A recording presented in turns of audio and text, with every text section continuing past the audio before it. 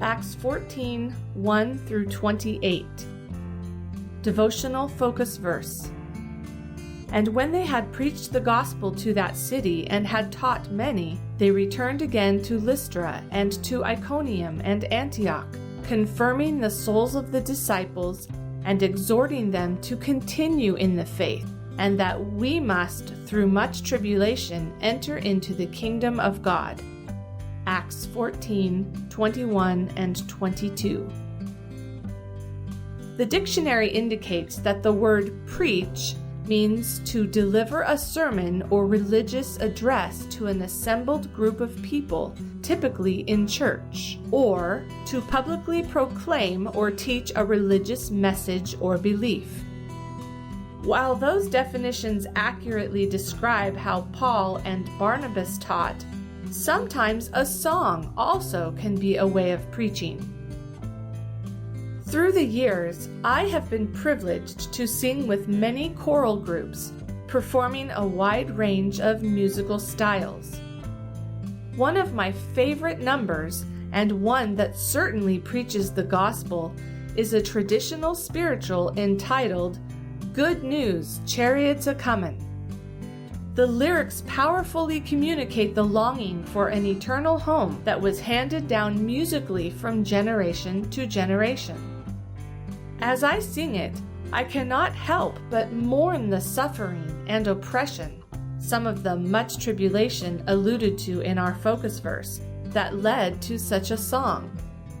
However, I also marvel at the hope that transcended the circumstances of those early singers. The words are simple and repetitive, yet they offer reassurance about what awaits beyond this life. Good news, Chariot, A-Comin, and I don't want it to leave me behind. There's a long white robe in heaven I know, and I don't want it to leave me behind. There's a starry crown in heaven I know, and I don't want it to leave me behind. There's a golden harp in heaven I know, and I don't want it to leave me behind. Good news, Chariot, A-Comin, and I don't want it to leave me behind. The song shares the good news that one day all who have experienced new life through Jesus Christ will be taken into an eternity with Him. It proclaims the blessed hope that our current circumstances, no matter how troubled, are only temporary. The joys that await us in heaven will be eternal. Now that is very good news. According to our focus verse, Paul and Barnabas preached the gospel in Lystra, Iconium, and Antioch. The word gospel comes from a Greek word meaning good news, and without doubt, the message of encouragement these two men preached was good. Today, there are many sources of news in our world, everything from word of mouth to electronic messaging that can span the globe in mere seconds. There is plenty of bad news that graphically demonstrates the fact that humanity is broken and in great need of help. Yet, good news is also available. We can have hope of a bright future through Christ. That is the gospel message which Paul and Barnabas preached, and which God also calls us to preach, through words, through our lives, or through song. Background information. Acts 14 continues the account of Paul's first missionary journey, focusing on his ministry in Galatia, an area that today is located in central Turkey. Paul, accompanied by Barnabas, had traveled from Antioch in Syria across the Mediterranean Sea to the island of Cyprus, onto Perga in Pamphylia, and then to Antioch in Pisidia near Asia Minor. Chapter 14 gives details of their time spent in Iconium, verses 1 through 7, Lystra and Derbe, verses 8 through 21, and their return to Antioch, verses 22 through 28. Themes of preaching the gospel, embracing the truth, particularly by Gentiles, and withstanding persecution recur throughout the passage. Because of the threat of stoning in Iconium, Paul and Barnabas departed from that city and went about 20 miles south to Lystra, and soon after that, east to Derbe, which was a distance of 60 miles. In Lystra, because of the healing of a man with crippled feet, the superstitious Lycaonians hailed Paul and Barnabas as incarnations of the Greek gods Jupiter and Mercurius, Roman equivalents for the Greek gods Zeus and Hermes. Jupiter was the most popular god in Galatia and was the patron god of Lystra, where a temple had been built in his honor. According to an ancient legend, the two gods had visited the city many years before. An old couple had extended hospitality and were rewarded for their kindness. Possibly with that legend in mind, the people of the city brought garlands, used in religious rites, and oxen for sacrifices, with the intent of showering the two missionaries with gifts and honor. Paul used this misunderstanding as an opportunity to direct the multitudes toward the living God, describing him as creator of the universe. See verse 15.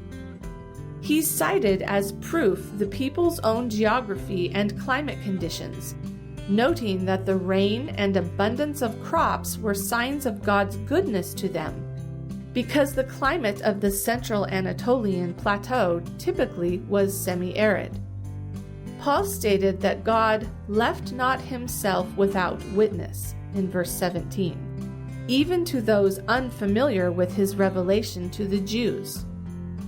On this portion of his trip, Paul experienced a threat of stoning in Iconium, and subsequently was stoned and left for dead by Jews angry about his message. See verse 5 and 19. Paul later referenced this incident in 2 Corinthians 11:25. The home of Timothy, the younger minister mentored by Paul, was likely in this area. Acts 16 indicates that during the apostles' second visit to Lystra, Timothy was invited by Paul to join him, so he may have been converted during this first missionary journey.